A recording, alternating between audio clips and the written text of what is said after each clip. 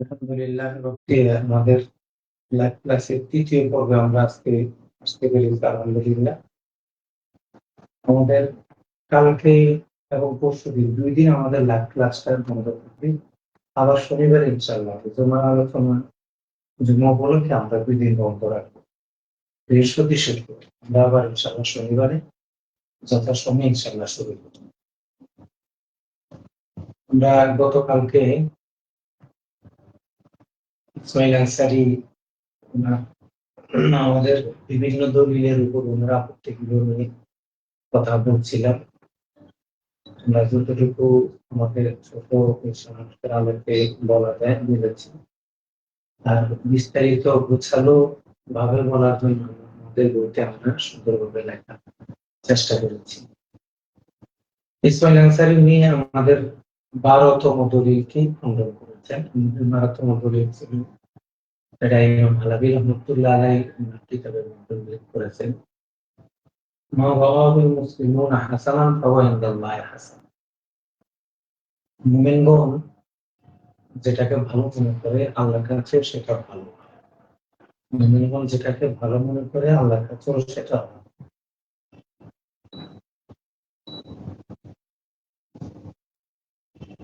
ইবনে আব্দুল্লাহ ইবনে মাসউদ রাদিয়াল্লাহু তাআলা থেকে এটা প্রমাণিত। এই হাদিসের শানে উরুদ হলো রাসূল সাল্লাল্লাহু আলাইহি ওয়াসাল্লামের ইন্তেকালের পর মুসলমানদের খলিফা কে নির্বাচিত হবে এটা নিয়ে যখন কথা হলো, তখন বিভিন্ন বৈঠক হলো। এক পর্যায়ে ওমর রাদিয়াল্লাহু তাআলা আবু বকর রাদিয়াল্লাহু তাআলা হাতে বায়াত হলে এরপরে সবাই ওনার দেখা দেখি বায়াত হওয়া শুরু।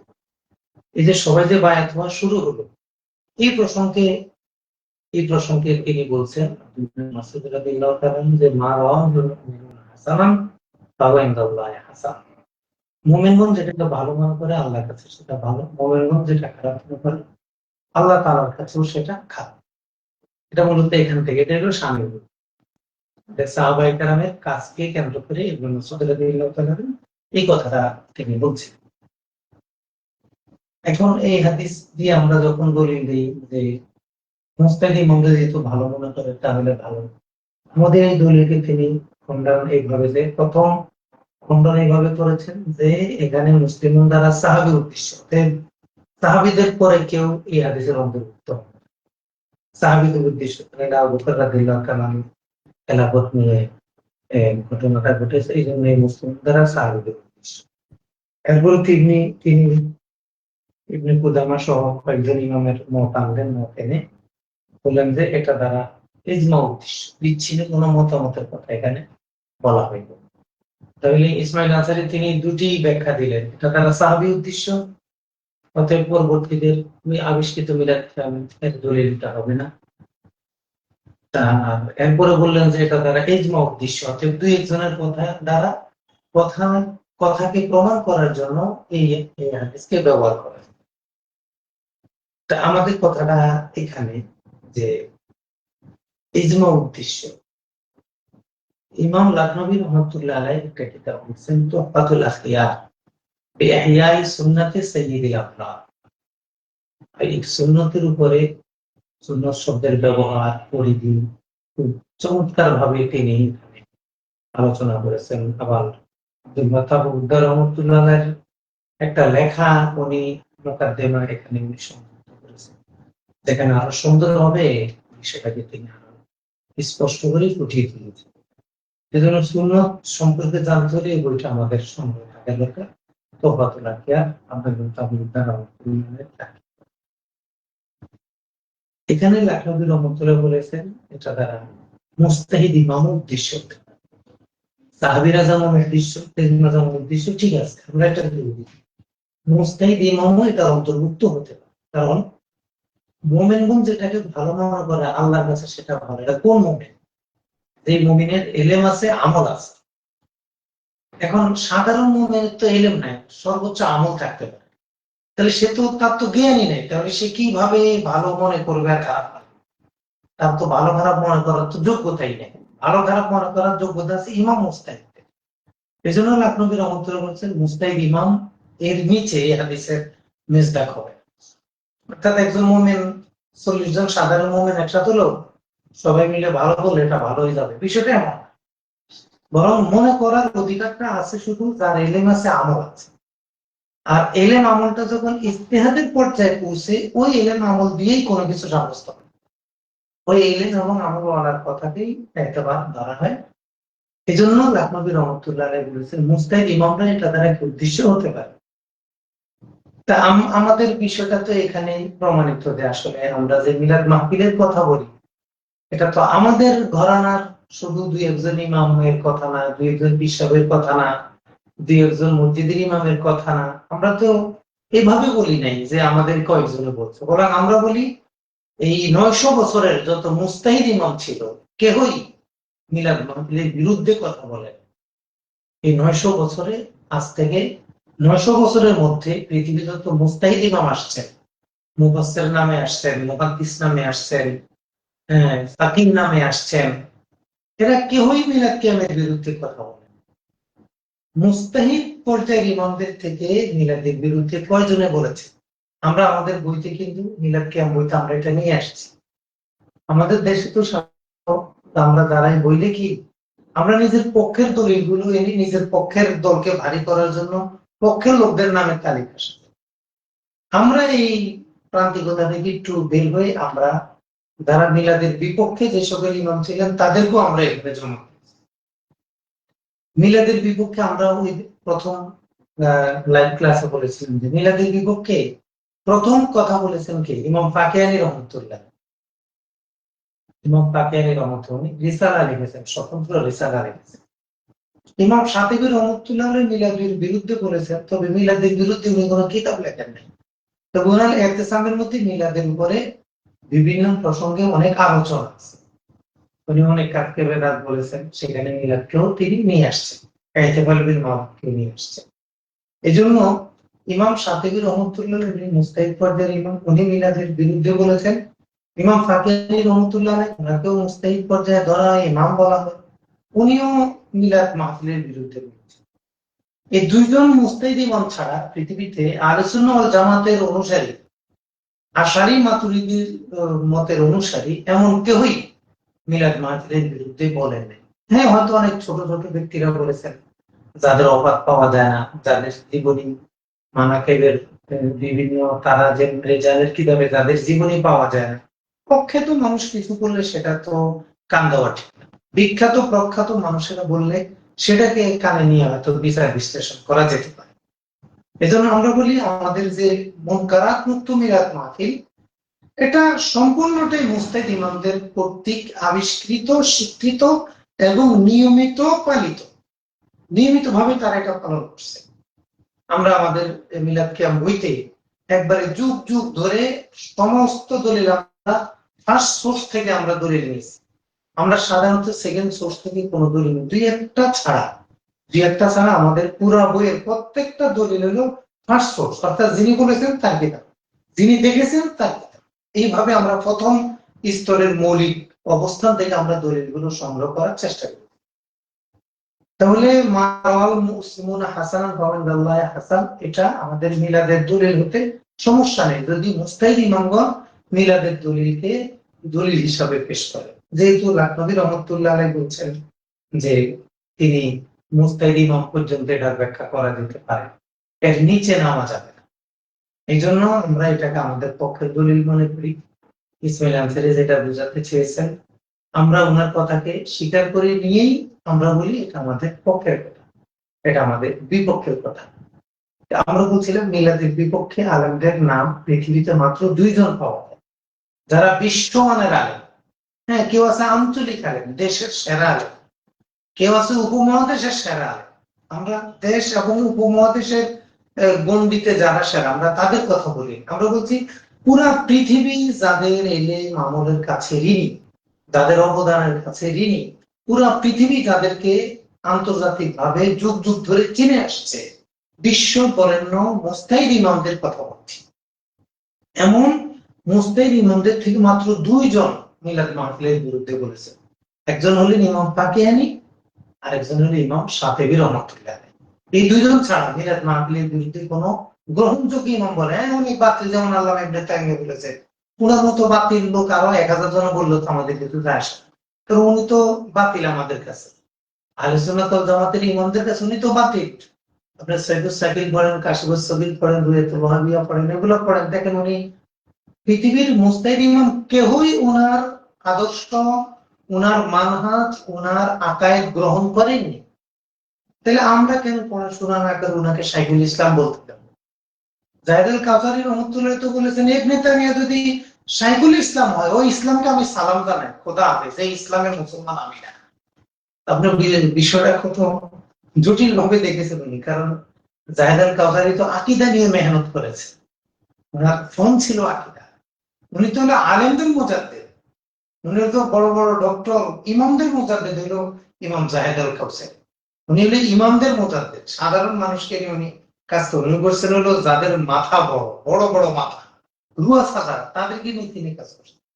সেই শাইখুল ইসলাম জাহেদ আল কাউসারী বলছেন, ইবনে তাইমিয়া যে ইসলামের শাইখুল ইসলাম, যে ইসলামের শাহেদ, ওই ইসলাম আমার দরকার। এটা কি জাহেদ আল কাউসারী একা বলেছেন? ইবনে তাইমিয়ার আকীদার বিরুদ্ধে বলেন নাই। কোন যুগের মুজতাহিদ ইমাম বলেন নাই? যারাই আকীদা নিয়ে কাজ করেছেন তারাই আল্লামা ইবনে তাইমিয়ার বিরুদ্ধে বলেছেন। এজন্য ইবনে তাইমিয়া সারাদিন যদি মিলাদের বিরুদ্ধে বলে, এটা তো আমাদের কিছু যায় আসে না। মোহাম্মদ আব্দুল ওয়াহাব নদভী যদি সারাদিন মিলাদ কিয়ামের বিরুদ্ধে বলে, তা তো আমাদের কিছু যায় আসে না। তিনবার যদি সারাদিন বলে, ওসাইমিন যদি সারাদিন বলে, উনাদের মতো এই হাস্তিরা বললে আমাদের কিছুই যায় আসে না, কারণ আমরা তো তাদেরকে নজদি তাইমি ওয়াহাবি মনে করি। অথবা উনাদের দলিল আমাদের কাছে কোনো প্রয়োজন নাই, উনাদের কোনো তাহকিক আমাদের প্রয়োজন নেই, কারণ উনাদের আগেও উম্মতের বড় বড় সালাফে সালেহিন ছিলেন, উনাদের আগে এবং পরেও বহুত মুজতাহিদ ইমাম ছিলেন। আমরা তাদের কাছ থেকে দিন নেই। উনজুরু আম্মান তাখুযুনা দীনাকুম ফাইন্না হাযাল ইলমা দীনুকুম। কার থেকে আপনি এলেম নেবেন সেটা তো দেখতে হবে। তার যদি আকীদা খারাপ হয়, তার থেকে নেব কেন? এই বিষয়টা আমাদেরকে খেয়াল রাখতে হবে। ইসমাইল আনসারী ওনার কিতাবের মধ্যে উনি এই আমাদের এই দলিলগুলো এনে খণ্ডন করার চেষ্টা করেছেন।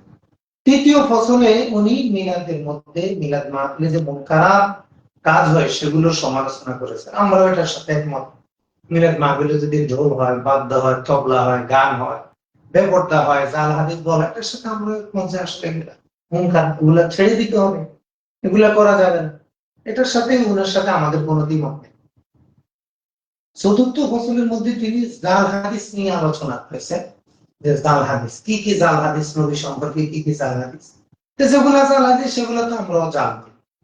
এখন কিছু বিষয় থাকে, উনি 5 জন মুহাদ্দিসের নাম নিয়ে আসছেন, যে 5 জন মুহাদ্দিস এটাকে জাল বলছে, কিন্তু আমাদের কাছে আরো 5 জন মুহাদ্দিস আছে যারা এটাকে সহি বলছে। তাহলে আমরা যাদেরকে ইমাম মনে করি তাদেরটা নেই, আপনি যাকে ইমাম মনে করেন তারটা সমস্যা নেই, এটা তো হইতে পারে। খাতেমার মধ্যে তিনি কিছু কায়দার আলোচনা করেছেন, একবার শেষ একটা খাতেমা দিয়েছেন। খাতেমার মধ্যে তিনি কায়দা আলোচনা করেছেন বেদাত থেকে বাঁচার জন্য। এই কায়দাগুলো মনে রাখতে হবে। এই যে খাতেমাতুন ফি যিকরি কাওয়াইদ লা বুদ্দা লিমান ইউরিদুল হাক্কা মিনাল ইনতিবাহি লাহা আল কায়দাতুল্লাহ। যা হক তালাশ করে তার জন্য এই কায়দাগুলো মনে রাখতে হবে। 1 নম্বর কায়দা কি? ফি বায়ানি আন্না সাহিবাল বিদআতি লা বুদ্দা লাহু মিন তাওয়িল। তিনি আমাদেরকে বলে দিলেন যে বেদাতির একটা আলামত হলো এটা সবসময় কোরআন সুন্নাহর তাওয়িল করে, ব্যাখ্যা করে। আমরা যখন কুল্লু বেদাতিন দলালা বলি, তখন একটা ব্যাখ্যা করে এরা চলে যায়। এটা উনি আমাদেরকে একটা অপবাদ দিলেন। আসলে বিষয়টা কি? এই প্রসঙ্গে একটা ঘটনা মনে পড়লো। দেওবন্দের একদল আলেম বিন বাজের সাথে দেখা করতে গিয়েছে। আব্দুল্লাহ বিন বাজের সাথে দেওবন্দের একজন আলেম দেখা করতে গিয়েছে মাযহাব বিষয় নিয়ে, যে মাযহাব মানবে কি মানবে না, এই বিষয়টা। তখন এক পর্যায়ে কথায় কথায় বিন বাজ বললেন যে আসলে দেখেন, আমার কাছে তাবিল ভালো লাগে না, কোরআন সুন্নাহ যা আসছে আমরা সেটা মানি, তো ব্যাখ্যা বিশ্লেষণ করা দরকার। তখন দেওবন্দ গোলামী কেরাম থেকে একজন বললেন যে আসলে হুজুর, আপনাকে বাঁচানোর জন্য ব্যাখ্যা করা লাগে। সেটা আবার কেমন কথা? আল্লাহ তাআলা কোরআনে বলছেন না, ফামান কানা ফি হাযি আমা ফাহুয়া ফিল আখিরাতি আমা ওয়া আদাল্লু সাবিলা। এই যে একটা আয়াত আছে কোরআনে, ফামান কানা ফি হাযি আমা ফাহুয়া ফিল আখিরাতি, যে দুনিয়াতে অন্ধ পরকালে অন্ধ। আর যারা পরকালে অন্ধ তারা পথভ্রষ্ট, তারা জাহান্নামে যাবে। কোরআনে কিন্তু আয়াত আছে। এখন দিন বাস্তা একবারে চুপ হয়ে গেলে যে ব্যাখ্যা না করলে তো আসলে উপায় নেই। এটা তো একটা সহজ কথা, ব্যাখ্যা না করলে তো কোরআনের অনেক আয়াত আপনি মানতে পারেন, অনেক আয়াত আপনি এখন আপনি এদের ক্ষেত্রে কি বলবেন? দুনিয়া যারা অন্ধ তারা পরকালে অন্ধই উঠবে? তারা কি অন্ধই উঠবে? তার কি চোখ থাকবে না?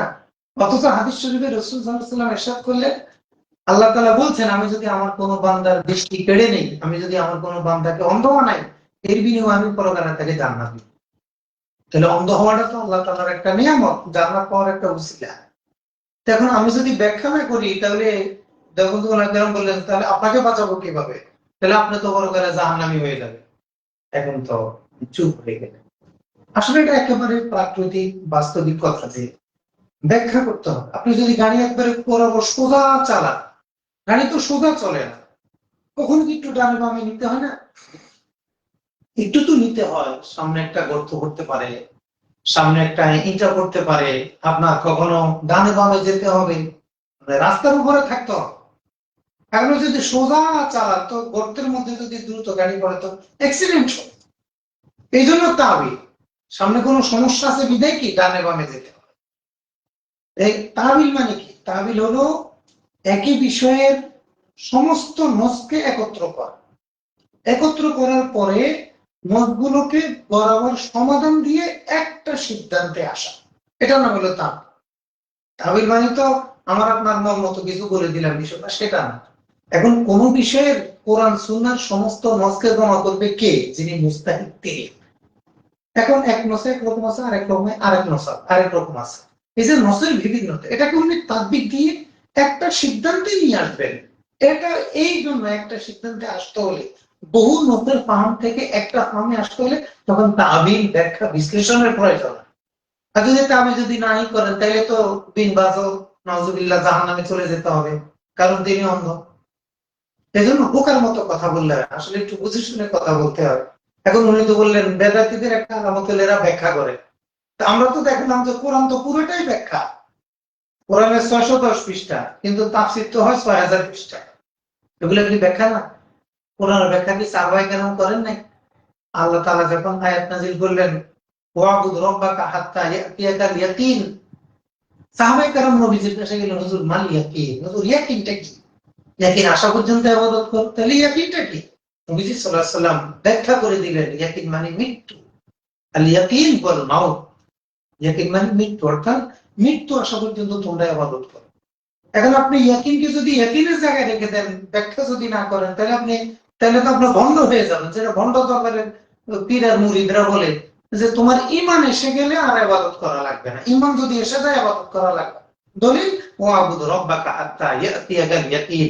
ইয়াকিন বিশ্বাস আসলে ঈমান লাগবে না, আমল লাগবে না, বিশ্বাস আসা পর্যন্ত ইবাদত করো।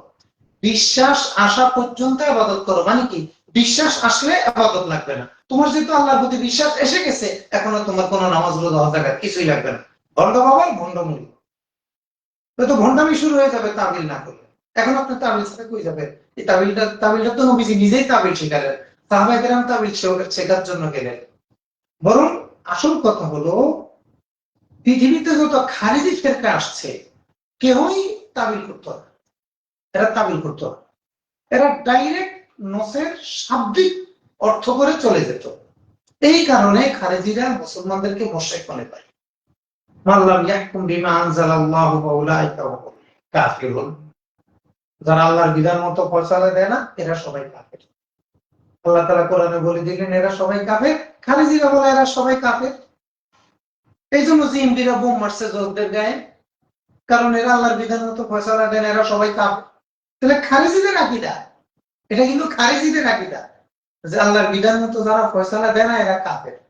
কিন্তু এখানে তো আমরা ব্যাখ্যা করি, যারা যারা আল্লাহর বিধানের বিরুদ্ধচারণকে হালাল মনে করে, আমরা মুস্তাহিল্লান বলি, মুস্তাহিল্লা, যারা এগুলাকে হালাল মনে করে সে তার উপর কুকুরের ফতুয়া আসবে, তাও তাকে জিজ্ঞাসা করতে হবে। আপনি তো দেখে বললে হবে না। উসুলুত তাকফীর তো খুব কঠিন, সহজে কাউকে কাফের বলা যায়। তাহলে তাদের সাথে আমাদের দ্বন্দ্বের মূল জায়গাটা কিন্তু এখানে, যে আমরা বলি ব্যাখ্যা করতে হবে, কারণ ব্যাখ্যা না করলে নস্কে জমা করা যায়, আর তারা বলে ব্যাখ্যা করা যাবে। তাহলে ব্যাখ্যা না করা হইলো খারিজি ফেরকার আলামত, আর সেটাই ইসমাইল আনসারী আমাদের আলে হকের গায়ে বসায় দিলেন। তাহলে উনি কি অন্ধের আয়াতের ব্যাখ্যা করবেন না? উনি কি ইয়াতিনের ব্যাখ্যা করবেন না? লা ইকরাহা ফিদ্দীনের ব্যাখ্যা করবেন না? লা ইকরাহা ফিদ্দীন।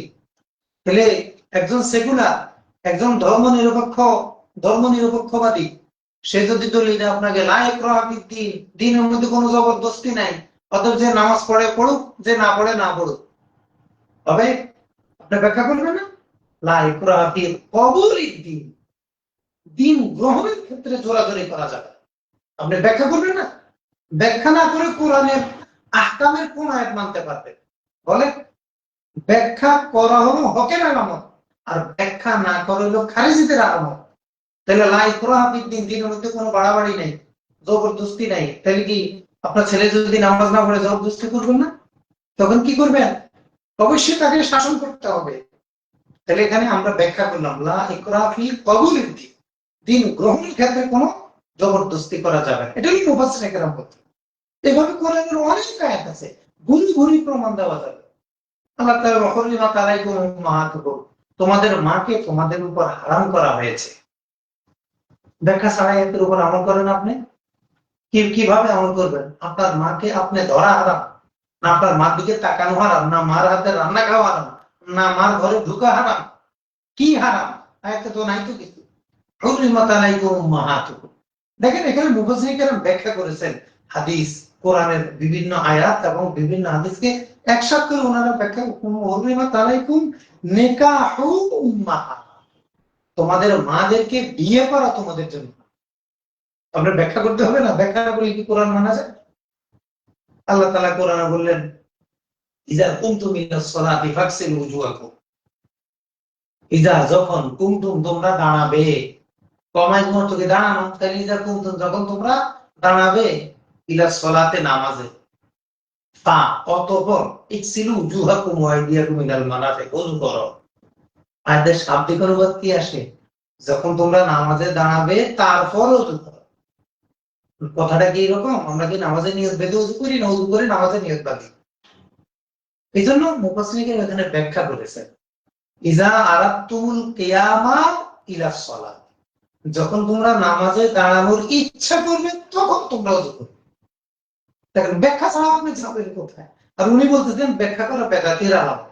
আসলে ব্যাখ্যা না করাতে খারিজিদের আলামত, এটাকে ঢাকার জন্য উল্টা চোরে গিরস্কে চোর বলে দাবা করতেছে। যে চোর, সে চোর চোর বলে চিৎকার দিতেছে, চোর চোর চোর। একবার বাইতুল মুকাররমে স্টেডিয়াম মার্কেটের মাদ্রাসার মাইক কিনতে গেলাম, হঠাৎ একটা লোককে দেখলাম স্বাস্থ্যবান, সে চোর চোর বলে চোর দৌড় বলে সামনে যাইতেছে, আমি নিজে দেখতেছি, আর পিছন থেকে 20-25 জনের চোর দৌড় বলে যাই। বললাম আল্লাহ, সারা জীবন ঘটনা শুনলাম, আজকে তো দেখলাম। চোরে যখন চোর ধর বলে চিৎকার দেয়, তখন মানুষ তো আর চোরকে ধরতে পারতেছে না, তখন মানুষও তার পিছনে পিছনে দৌড় দেয়, কিন্তু তাকে ধরে না। ইসমাইল আনসারী সেটাই করছে। ব্যাখ্যা করা হলো আলে হকের আলামত, ইজতিহাদের আলামত, মুজতাহিদ ইমামদের দায়িত্ব ব্যাখ্যা করা, আর ব্যাখ্যা না করা হলো খারিজিদের আলামত, খারিজিদের আলামত। তাহলে উনি কি করলেন? চুরি করে উল্টা আমাদেরকে চোর বলে ধাওয়া শুরু করে দিয়েছে। আফসোস ছাড়া আমাদের আর কিছুই নেই ওনাদের এই সকল মুহাক্কিকদের ব্যাপারে। এজন্য তাবিল করা এটা বেদাতীদের কাজ না, এটা মুজতাহিদ ইমামের কাজ। তবে যে কেউ তাবিল করতে পারবে না, তাকে সলাহিয়াতুল ইজতিহাদ তার মধ্যে থাকতে হবে। যদি সে ইজতিহাদের আহাল না হয়, তাহলে তার ব্যাখ্যা কিন্তু কি না, গ্রহণযোগ্য। তাহলে উনি প্রথম আমাদেরকে কি চোখ দিলেন, যে আমাদেরকে বললেন যে বেদাতীরা ব্যাখ্যা করে, আর আমরা এটা প্রমাণ করলাম যে ব্যাখ্যা করাই আলে হকের কাজ, ব্যাখ্যা করাই সাহাবীদের কাজ, নবীদের কাজ, ইমামদের কাজ। ব্যাখ্যা না করাইলো খারিজিদের কাজ। খারিজিরা বলে দিল তিনি হুকমে ইল্লা লিল্লাহ, আলীরা দিলাদের বিরুদ্ধে কাফের উত্তর দিল খারিজিরা। ইসমাইল আনসারীর মুরব্বীরা, নজদি তাইমির মুরব্বীরা, আলীরা দিলাকে কাফের ফতোয়া দিল। তিনি হুকম ইল্লা লিল্লাহ এই আয়াত পড়ে, আল্লাহ ছাড়া কারো বিধান মানি না। আলী রাদিয়াল্লাহু তাআলা কেন আমর ইবনুল আসের বিধান মানার জন্য সিদ্ধান্ত নিয়েছেন, এই জন্য তাকে বললেন আলী কাফের হয়ে গেছে, এই জন্য তারা 12,000 লোক বের হয়ে গেছে, এই জন্য এগুলো খারেজি। পুরুষ বাহিনীকে বের হওয়া, খারেজিরা বের হয়ে গেছে। বুঝায় 8,000-কে হেফাজত করছেন, 4,000-এর বিরুদ্ধে যুদ্ধ করছেন। এই লোক খারেজিদের ইতিহাস।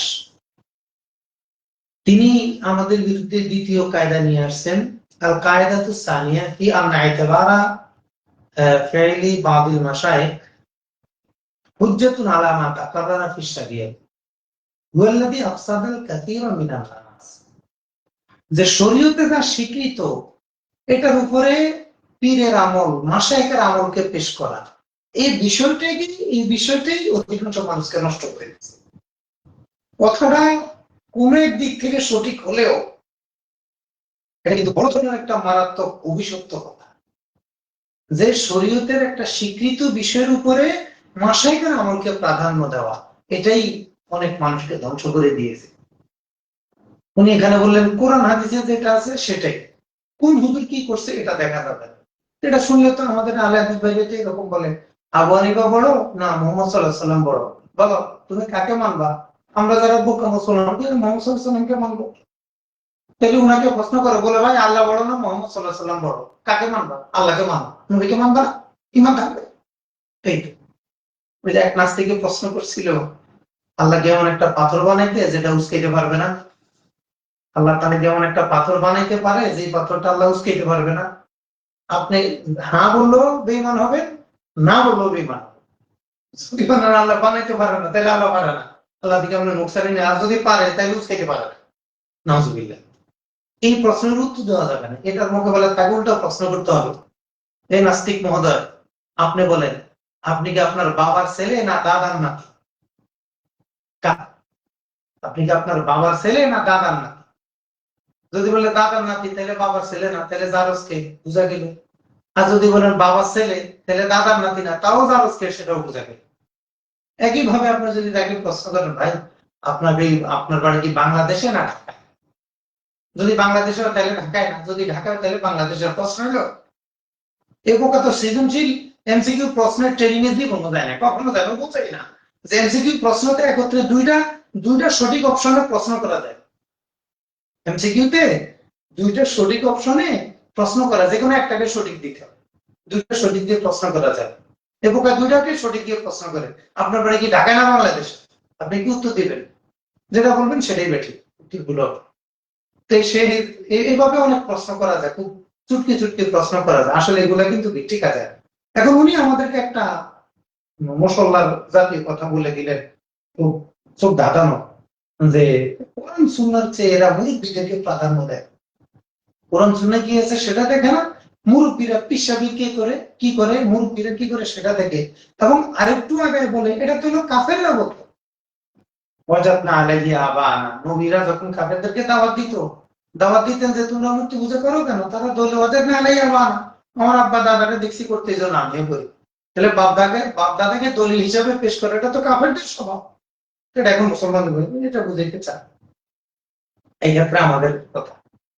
আচ্ছা, বাপ দাদাকে দলিল হিসাবে পেশ করে শুধু কাফেররা, নবীরা করে না? কোরআন ঠিক করে পড়েন নাই।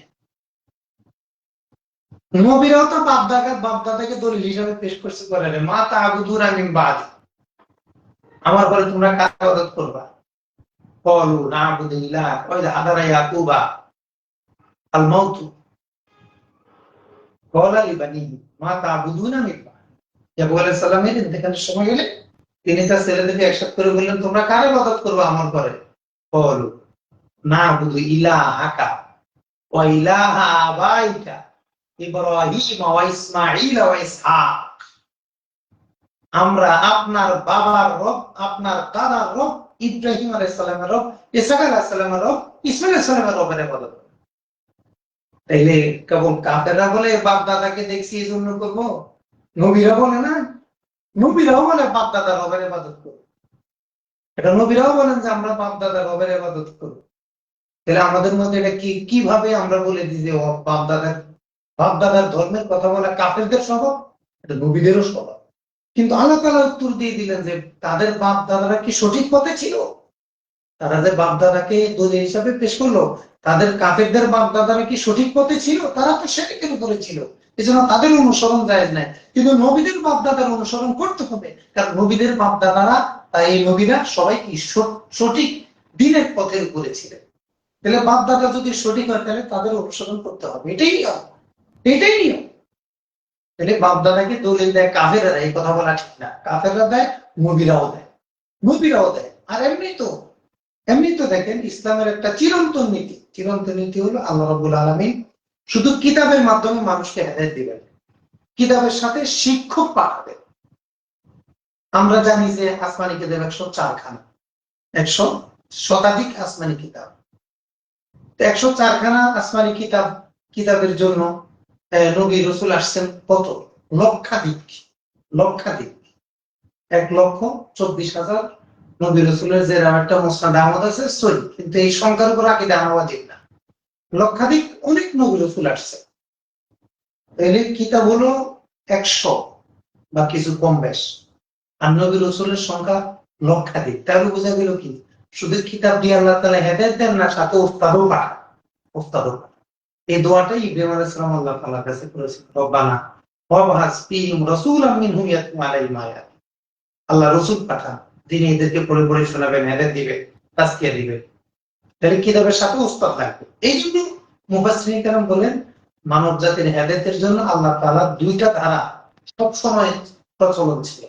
হেদায়েতের জন্য দুইটা ধারা একসাথে ছিল, একটা হলো রেজালুল্লাহ আর একটা হলো কিতাবুল্লাহ। একটা হলো রেজালুল্লাহ আর একটা হলো কিতাবুল্লাহ। দেখেন আমরা যে হাদিসের কিতাবগুলো পড়ি, সনদের কারণে হাদিসের কিতাবের 3 ভাগের 1 ভাগ পৃষ্ঠা শুধু সনদের কারণে। সনদ 2 লাইন, হাদিসের মতন আধা লাইন। সনদ 3 লাইন, মতন হলো 2 শব্দ, নাহওয়াহু মিসলাহু। কিন্তু সনদ 2 লাইন 3 লাইন। এই সনদ, এটা হলো কি রেজালুল্লাহ। তাহলে শিক্ষককে বাদ দিয়ে কখনো দিন আনা যাবে না, দিনের বুঝ নেওয়া যাবে না। এই জন্য রাসূল সাল্লাল্লাহু আলাইহি ওয়াসাল্লামের হাদিস বুখারী শরীফে কিতাবুল ইলমে আসছে, ইন্নামাল ইলমু বিত-তাআল্লুম। বুখারী শরীফে কিতাবুল ইলমে আসছে, ইন্নামাল ইলমু বিত-তাআল্লুম। ইলম শুধু উস্তাদের কাছ থেকে নিতে হবে, অর্থাৎ উস্তাদ ছাড়া ইলম নেওয়া যাবে। একা একা স্বশিক্ষা, এটা ইসলামে নাজায়েজ। স্বশিক্ষা ইসলামে নাজায়েজ, সম্পূর্ণ নাজায়েজ। দেখেন আপনি যে এমফিল করেন, আপনি কি ঘরে বসে এমফিল করেন? একজন স্যারের অধীনে লক্ষ লক্ষ টাকা খরচ করতে হয় না? পড়াশোনাটা আপনি করেন, তারপরে একজন স্যার লাগে। তাহলে আপনার এমফিল যতই গবেষক হন, আপনি ডক্টর লিখতে পারবেন না। ডক্টর লিখতে লাগলে কোন একজন স্যারের অধীনে থাকতে হবে, কারো না কারো অধীনে আপনার এই কাগজগুলো নাড়াচাড়া করতে হবে। তাহলে উস্তাদ আবশ্যক, ইন্নামাল ইলমু বিত-তাআল্লুম। আর মুসলিম শরীফ মুকাদ্দিমার এই কথা তো সবাই জানে, লাউলাল আসানিদ লাকালা মান শাআ মা শাআ, আল ইসনাদু মিনাত। লাউলাল আসানিদ লাকালা মান শাআ মা শাআ। আব্দুল ইবনে মুবারক রাহমাতুল্লাহ আলাইহির কথা। এটার উপরে তো আব্দুল বাক্কাব গুদ্দার মধ্যে একটা কিতাব লিখেছেন, আল ইসনাদু মিনাত দ্বীন। একটা কিতাব লিখেছেন উনি, আল ইসনাদ, চমৎকার কিতাব। এটা আপনাদের যাদের শুধু হয় আপনারা পড়ার চেষ্টা করুন, অনেক সুন্দর কিতাব। তাহলে সনদ, উস্তাদ এটা লাগবে। তাই উনি বলতেছেন পীর মশাইকে দিনের উপরে প্রাধান্য দাও না। দিনের উপরে আমরা কোথায় প্রাধান্য দিলাম? আমরা মুস্তাহিদ ইমামদের কাছ থেকে দিনের ব্যাখ্যা গ্রহণ করেছি, আমরা নসের উপরে প্রাধান্য দিই না।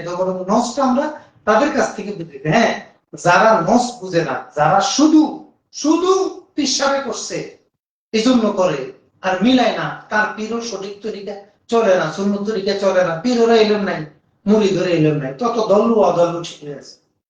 আমরা তো সেটা বলছি না, আমরা বলছি আমরা দ্বীনের ব্যাখ্যা, কোরআন হাদিসের ব্যাখ্যাটা আমরা মুজতাহিদ ইমামদের কাছ থেকে নিই।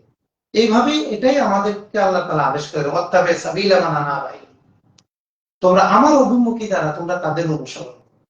ইহদিনাস সিরাতাল মুস্তাকিম সিরাতাল লাযিনা আনআমতা আলাইহিম। আল্লাহ তাআলা বলেন না ইহদিনাস সিরাতাল মুস্তাকিম সিরাতাল কোরআন ওয়াল হাদিসিস সহিহ। আল্লাহ তাআলা এটা বলেন নাই যে তোমরা কোরআন এবং সহিহ হাদিসের রাস্তায় চলো, এটা সিরাত। এটা বলা কইছে সিরাতাল লাযিনা আনআমতা আলাইহিম, আমি যাদের উপর অনুগ্রহ করেছি, আমার যে রেজাল্ট আছে, এই রেজাল্টুল্লাহদের অনুসরণ। আল্লাহ তাআলা বললেন সূরা নাহলে 43 আয়াতে, ফাসালু আলা যিকরিন কুনতুম লা তা'লামুন। আল্লাহ তাআলা বলেন না ফাসালুল কোরআন ওয়াল হাদিসাস সহিহা। তোমরা কোনো কিছু যদি না জানো, না বোঝো, জানতে চাও, তোমরা কোরআন এবং সহিহ হাদিস খুলে বসে দাও। আল্লাহ তাআলা এটা বলেন না। আল্লাহ তাআলা বলেছেন যারা কোরআন সুন্নাহ বুঝে তাদেরকে জিজ্ঞাসা করো। আমাদের যদি রোগ হয় আমরা কি ডাক্তারি বই কিনি না ডাক্তারের কাছে যাই? আমরা যদি দালান কোটা করি আমরা কি নিজেরা ইঞ্জিনিয়ারিং বই কিনি না ইঞ্জিনিয়ারের কাছে যাই? তাহলে পৃথিবীর প্রত্যেকটা শাস্ত্রজ্ঞ ব্যক্তির মাধ্যমে পরিচালিত হচ্ছে। তাহলে দিন কোরআন সুন্নাহ কেন স্বশিক্ষায় আসবে? পৃথিবীর কোন শাস্ত্রই তো স্বশিক্ষা এখন হচ্ছে না, কেউ স্বীকৃতি দিবে না। এক সময় ছিল যখন অগুছালো ছিল, কিন্তু দিন শুরু থেকেই গুছালো, শুরু থেকেই গুছালো। আল ইসলাম বিনা দিয়ে ইন্নামাল বিত্তাল্লাহ ওয়াত্তাবা সাবিলা মান আনাবিল ফাসালু আলা যিকরিন কুনতুম। আর রাসূল সাল্লাল্লাহু আলাইহি ওয়াসাল্লাম হাদিস শরীফে স্পষ্ট বলেছেন ইন্নাল্লাহা লা ইয়াকবিদুল ইলমা ইনতিজাআন ওয়ালাকিন ইয়ানতাজিহু বিকবদিল উলামা। তোমাদের তরফ থেকে আল্লাহ তাআলা টেনে ছেনে হেঁচড়ে ইলম নিয়ে যাবেন না, বরং আলেমদের মৃত্যুর মাধ্যমে ইলম নিয়ে যাবেন। তাহলে বোঝা গেল ইলম কিতাবে থাকে না, ইলম থাকে আলেমদের অন্তরে। ইলম যদি কিতাবে থাকতো, কিতাবের সংখ্যা তো দিন দিন বৃদ্ধি পাচ্ছে, কিন্তু ইলম তো বাড়ে না। একটা বুখারী মারা গেছে, পৃথিবী থেকে আরেকটা বুখারী জন্ম হয়েছিল? একটা আবু হানিফা মারা গেছে, একটা ইমাম শাফি মারা গেছে, আরেকটা ইমাম শাফি কি পৃথিবীতে আসতে পারছে? কেমন আগে আসবে? কখন আসবে? এজন্য ইলম এটা যোগ্য ব্যক্তির কাছ থেকে দিতে হবে। তাহলে উনি যে বললেন যে মাশাইখে আরামকে নসের মোকাবেলা পেশ করা, উনি তো আমাদেরকে ভুল ভাবে পেশ করতেছেন। এগুলো খারিজি মতবাদকে চাপায় দেওয়া হচ্ছে। ওরিয়েন্টালিস্টরা এটাই চায়, যারা মুস্তাশরিকিন তারা এটাই চায় যে তোমরা কোরআন সুন্নাহ তোমরা নিজেরা বোঝা শুরু করে দাও, তোমরা মুস্তাহিদ ইমামদের কাছে যেও না। কারণ তোমরা যদি নিজেরা বোঝা শুরু করতে পারো তাহলে তোমাদেরকে ধ্বংস করার জন্য আমাদের একটা বুলেটও খরচ করতে হবে না। তোমরা অটো ইহুদি খ্রিস্টান হয়ে যাবে, তোমাদেরকে আলাদা করে ইহুদি খ্রিস্টান বানাতে হবে না।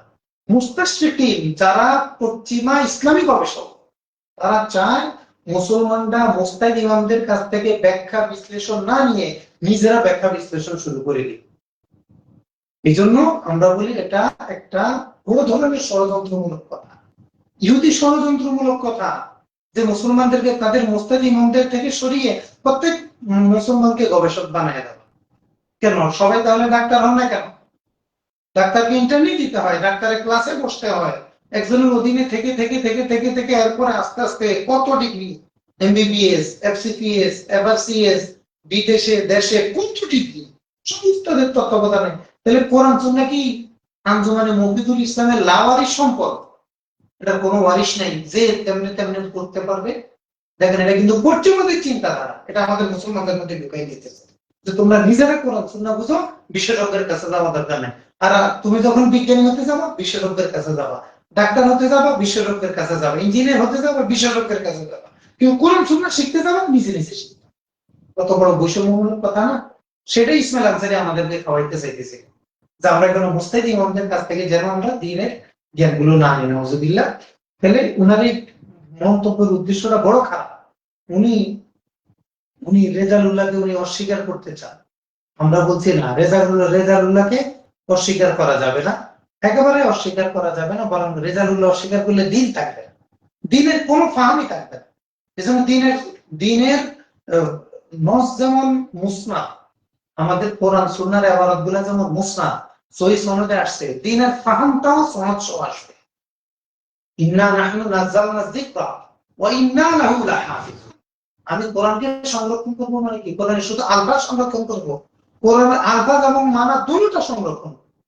এই মানা সংরক্ষণ করবে কে? এটা রেজালুল্লাহরা সংরক্ষণ। আর রেজালুল্লাহকে এটা কিতাবুল্লাহ বলে দিবে, আর কিতাবুল্লাহ কি বুঝাতে চেয়েছে এটা বলে দিবে রেজাল। এজন্য কিতাবে কি আছে এটা শিখাবেন নবী, আর নবী কি হবে এটা বলে দিবে কিতাব। এটা তো শুরু থেকেই এইভাবে চলে আসতেছে। এখন কেন আমরা বলতেছি যে আমরা সরাসরি কোরআন সুন্নাহ বুঝতে যাবো? এটা যে কত বড় জঘন্যতম কথা, ইসলামকে ধ্বংস করার মতো কথা, মুসলমানদেরকে মুরতাদ কাফের বানানোর মতো একটা কথা, যে তোমরা নিজেরা স্বশিক্ষিত, তোমরা নিজেরাই গবেষক হয়ে যাবে। সেজন্য এই ধরনের ভয়াবহ কথা থেকে আল্লাহ তাআলা আমাদেরকে হেফাজত করুন। ইসমাইল আনসারী তিনি তৃতীয় কায়দা দিয়েছেন ফিল হামদি আলাল হক ওয়া আদামিল ইস্তিহাস মিন কিল্লাতি আলী। হক আঁকড়ে ধরা, আলে হকের সংখ্যা কম হলেও হককে আঁকড়ে ধরা। মানে পৃথিবীতে যখন ওয়াহাবি মতবাদের উত্থান, তখন ওয়াহাবিরা সংখ্যা কম ছিল, তখন এই কায়দাটা খুব বেশ করতে হতো তারা, যে হক অল্প হলো আঁকড়ে ধরো, আর সবাই বাতিল, হক কম। এখন তো ওনাদের সংখ্যা অনেক হয়ে যাইতেছে। হ্যাঁ, ওনাদের টাকা পয়সার কারণে আমাদের ছেলেরা মক্কা বিশ্ববিদ্যালয়ে উম্মুল পড়ায় পড়ে, কিং সৌদে পড়ে, মদিনা বিশ্ববিদ্যালয়ে পড়ে, ওখানে পড়ে আসার পরে আর কত মুসি করা কি হলো বেদাত। বাংলাদেশে মিলাদ কেন বেদাত, বাংলাদেশ সব বেদাতে ভরে গেছে।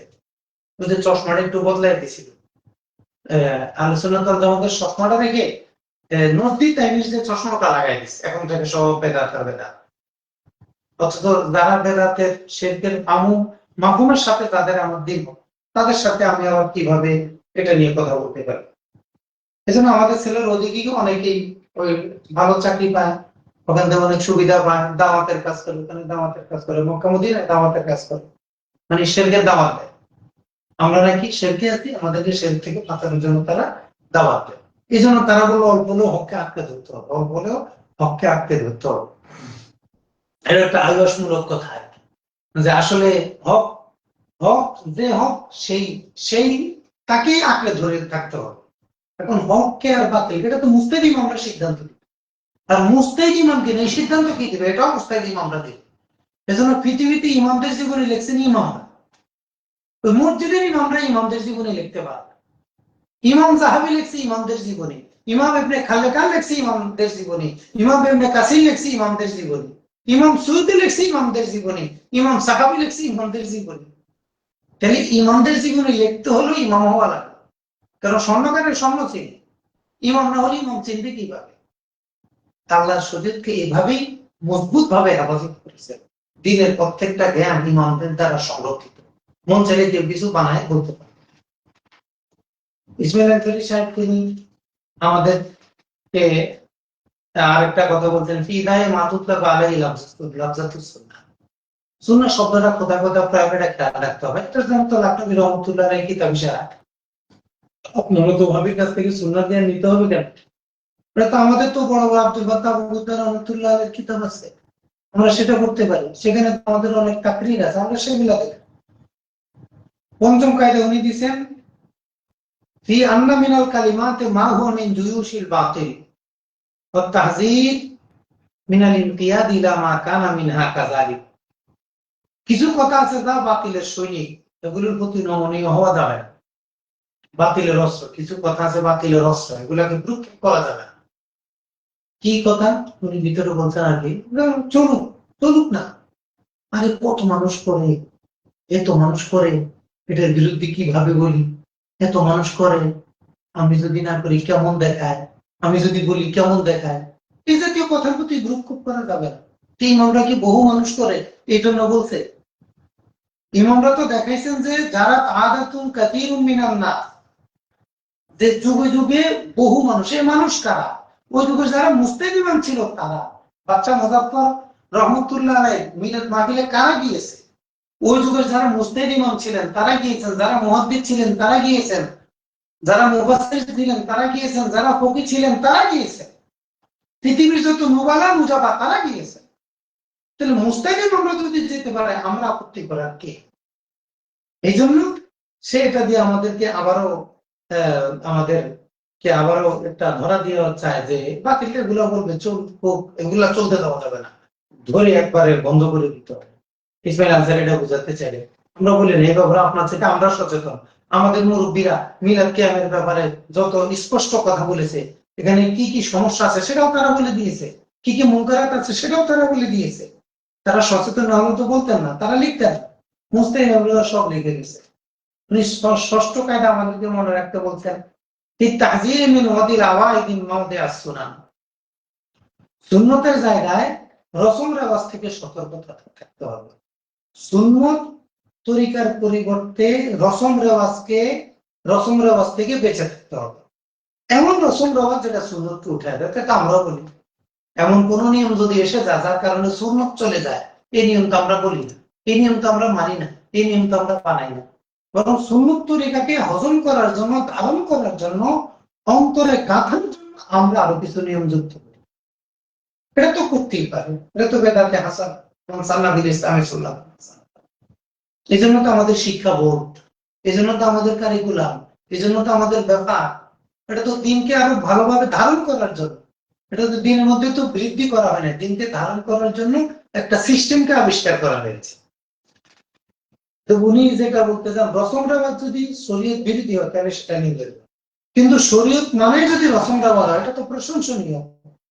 একটা সমাজের সবাই সুন্নত তরিকা চলে, এদের রসমই হলো সুন্নত তরিকা, এটা তো প্রশংসনীয়, এটা তো দোষের কিছু নেই। কায়দাতুস সাবিয়া বলছেন في أن سكوت العلماء عن الأفعال التي لا تليق يؤدي إلى انقلاب الحقائق।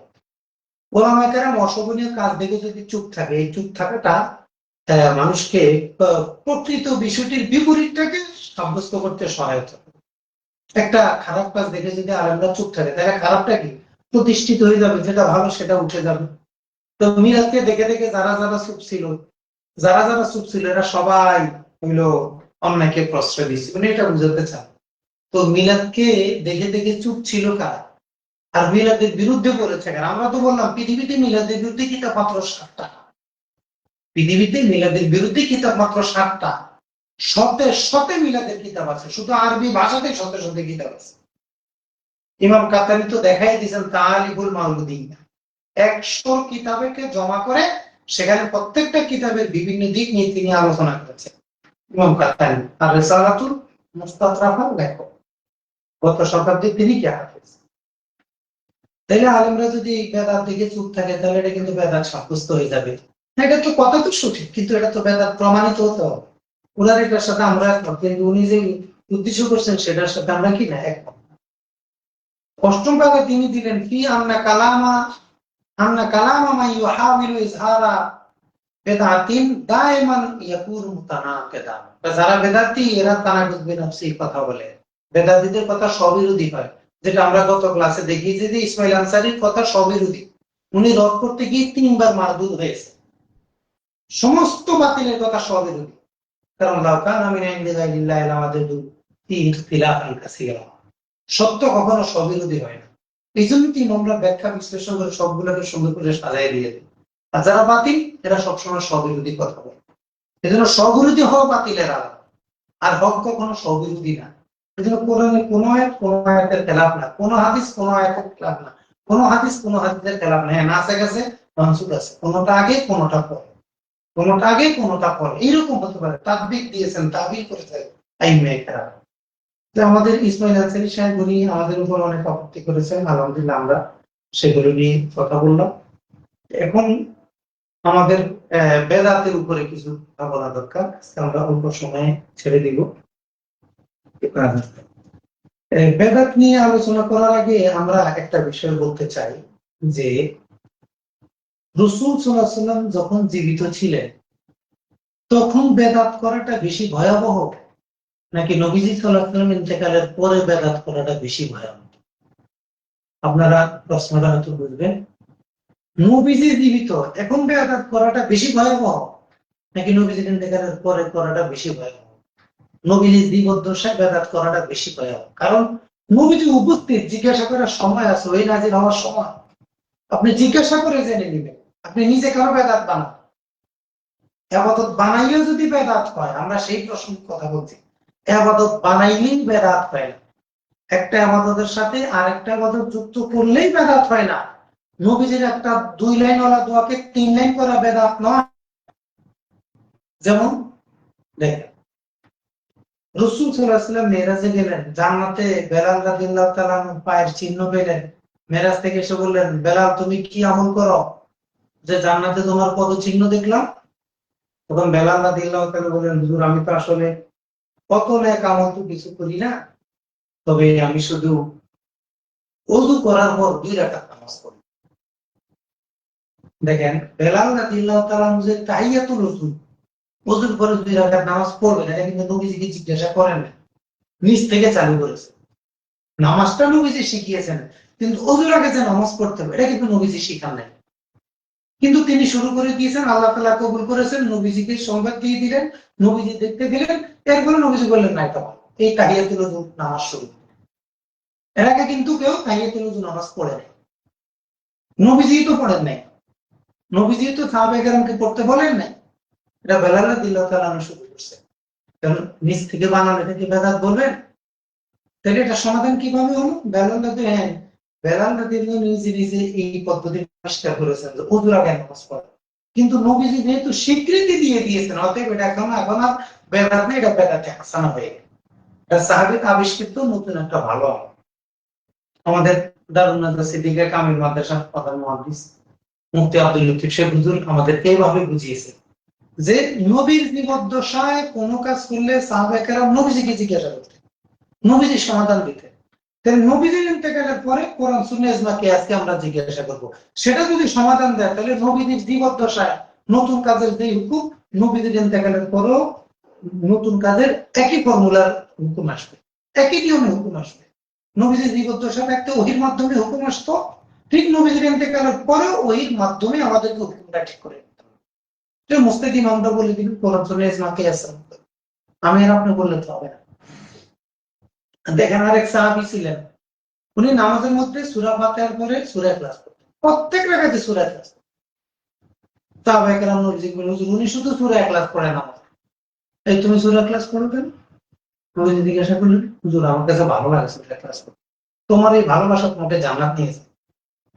এই সাহাবীকে তো নবীজি শুধু সূরা ইখলাস পড়তে বলেন, উনি নিজ থেকে এটা আবিষ্কার করছেন, ভালো লাগছে। তাই উনার ভালো লাগাটা কি নবীজি স্বীকৃতি দিয়েছে, তো এটা জান্নাতে যাওয়ার কারণ হয়ে গেছে। ঠিক আমাদের কোনো ভালো লাগা যদি কোরআন সুন্নাহ স্বীকৃতি দেয়, তাহলে আমাদের ভালো লাগা আমাদেরকে জানাতে, যদি কোরআন সুন্নাহ স্বীকৃতি দেয়। আর স্বীকৃতি দেয় কি দেয় এটা নির্ভর, এটা বলবে কে? মসজিদের ইমাম, কেন্দ্রীয় মসজিদের ইমাম, জাতীয় মসজিদের ইমাম না, এটা বলে মুস্তাহিদ ইমাম। মুস্তাহিদ ইমাম এটা স্বীকৃতি দিতে হবে, আমি আর আপনি স্বীকৃতি দিতে হবে। তারপরে দেখেন হযরত খুবাইব রাদিয়াল্লাহু তাআলা আনহু সম্ভবত ওনাকে হত্যা যখন শুলিতে চড়াবে, এর আগে বললেন আমি 2 রাকাত নামাজ পড়ব। উনি নিয়ত শহীদ হওয়ার আগে 2 রাকাত নামাজ পড়লেন, নামাজ পড়লে আল্লাহর কাছে দোয়া করলেন।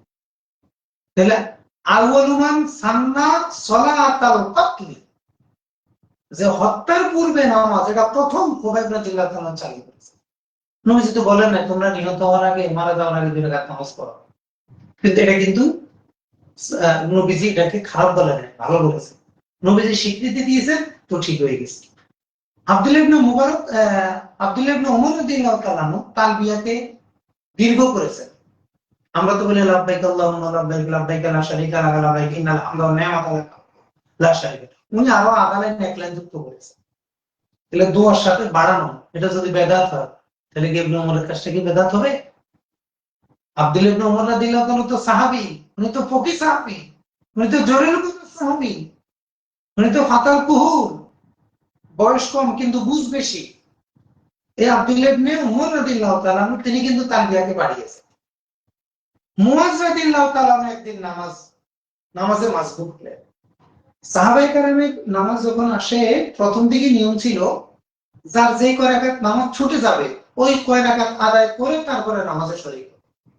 যেমন মনে করেন নবীজি যোহরের নামাজ পড়াইতেছেন, একজন সাহাবী এসে 2 রাকাত পান নাই, ওই সাহাবী এসে আগে 2 রাকাত পড়বে, এরপরে নবীজিকে জামাতে ধরবে। এটা যদি তাশাহুদে করবে 1 রাকাতে পাইলে 1 রাকাত, এটা ছিল আগে নিয়ম। মুয়াজ রাদিয়াল্লাহু তাআলা একদিন মাসবুক হলেন, এসে দেখলেন নবীজি নামাজ পড়াইতেছে আর বিভিন্ন সাহাবী যার যার মতো করে নামাজ পড়তেছে, মানে এই যে আগে নামাজ পড়তেছে, ছুটে যাওয়া নামাজ পড়তেছে, বলে নবীর সাথে সাথ করবে। মুয়াজ রাদিয়াল্লাহু বললেন এটা তো আগে নবীর সাথে নামাজ ধরি, পরে আমারটা আমি পড়ি। এটা কিন্তু নবীজিকে উনি জিজ্ঞাসা করেন। মুয়াজ রাদিয়াল্লাহু তাআলা তিনি কি করলেন, নবীজির সাথে ইক্তেদা করলেন, আগে নবীজির সাথে নামাজ পড়লেন, পরে যেই নামাজটা ছুটে গেল, যে রাকাত ছুটে গেছে, তিনি এটা মাসবুক হলেন, এটা কাজা আদায় করলেন, এটার সাথে সাথে পরে আদায় করে নিলেন। নবীজি দেখলেন বিষয়টা যে এমন, এটা কে করলো, মদ, হ্যাঁ কাজ হয়েছে, বলেন এখন থেকে তোমরা মুয়াজের মতো মাসবুক নামাজ আদায় করো। তাহলে মুয়াজ রাদিয়াল্লাহু তাআলা এটা কি নিজের ব্যাপারটা নিজ থেকে বুঝতেন না, কিন্তু নবীজি কি দিয়েছেন, স্বীকৃতি দিয়েছেন। এরপরে আরেকটা বিষয়, আমরা কিন্তু বেদাতের আলোচনা শুরু করার আগে ভূমিকা শুরু কিছু কথা বলতে। আরেকটা বিষয় আমাদেরকে খেয়াল রাখতে হবে যে মারাতিবুল আহকাম, উসুলে ফিকহের কিতাবে যে মারাতিবুল আহকাম আছে, ফরজ, ওয়াজিব, সুন্নাতুল মুআক্কাদা, সুন্নাতুল মুআক্কাদা, সুন্নাত মুস্তাহাব, এই যে স্তরটা আছে। আবার আছে কি হারাম, মাকরুহ, তাহরিমি, তানজিহি, খেলাফে আওলা, এই যে চারটা। তাইলে ফরজের মোকাবেলায় হারাম, ওয়াজিবের মোকাবেলায় তাহরিমি, সুন্নতের মোকাবেলায় তানজিহ, মুস্তাহাবের মোকাবেলায় খেলাটা আলাদা। তার মাঝখানে আছে নিউট্রাল, আছে কি জায়েজ। এর মধ্যে বেদাত হলো মানহিয়াতের মধ্যে তো হারাম আছে, মাকরু আছে, তো বেদাত কোথায়? মানহিয়াতের মধ্যে বেদাত নাই তো, তাহলে আসলে বেদাতটা কোথায় ঢুকবে? তো মানহিয়াত যত প্রকার, বেদাতও তত প্রকার। আবার মামুরাত যত প্রকার, বেদাতও তত প্রকার। যে ফরজ বেদাত হতে পারে, ওয়াজিব বেদাত হতে পারে, নফল বেদাত হতে পারে, হারাম বেদাত হতে পারে, মাকরু বেদাত হতে পারে। তো এই জন্য এটাকে উসুলি ফিকহের কিতাবে বেদাতকে আলাদা আনা হয়, বরং ওই আহকাম অনুযায়ী যে আহকামের যে অবস্থা হবে বেদাতের সেই অবস্থা হবে। অর্থাৎ বেদাতে হাসানাতে আসলুম মিন উসুলিত তাফসীর, বেদাতটা যদি হাসানা হয় তাহলে মামুলাতে আসবে, বেদাতটা যদি সাইয়্যা হয় তাহলে মানহিয়াতে যাবে, নিষিদ্ধ কাজের অন্তর্ভুক্ত হবে। এই জন্যই কিন্তু আল্লাহ তাআলা কোরআন হাকিমে ইরশাদ করেছেন, মা আতাকুমুর রাসূল ফাহুযুহু ওয়া মা নাহাকুম আনহু ফান্তাহু। নবীজি যা নিয়ে এসেছেন তা তোমরা ধরো, আর যা নিষেধ করেছেন তা থেকে তোমরা বিরত থাকো। নবীজি যা ছেড়ে দিয়েছেন তা থেকে বিরত থাকো, এটা কিন্তু আয়াতে বলা হয়। আমরা তর্কে সুন্নতের সময় এই বিষয়ে ইনশাআল্লাহ আমরা কথা বলার চেষ্টা করব। আমরা বেদাতের উপরে আজকে কিছু ভূমিকা স্বরূপ কিছু কথা বললাম, যে আমাদেরকে এই বিষয়গুলো মাথায় রাখতে হবে। বেদাত নিয়ে আলোচনা করতে হলে মাথায় রাখতে হবে। আমরা ইনশাআল্লাহ আগামী ক্লাস অর্থাৎ শনিবারে আমরা বেদাতের উপরে কথা বলবো। আল্লাহ তাআলা আমাদেরকে যেন এই বিষয়ে সুন্দরভাবে কথা বলার তৌফিক দান করেন এবং পড়াশোনা করার তৌফিক দান করেন। আপনাদের সকলকে মোবারকবাদ। আল্লাহ তাআলা আমাদের এই লাইভ প্রোগ্রাম রাসূল সাল্লাল্লাহু আলাইহি ওয়াসাল্লামের উসিলায় যেন আল্লাহ তাআলা কবুল করে নেন। আমাদের সবাইকে যেন পড়াশোনা করে কথা বলার তৌফিক দান করেন। আল্লাহ তাআলা সবাইকে কবুল করুন। আমিন। আসসালামু আলাইকুম ওয়া রাহমাতুল্লাহ।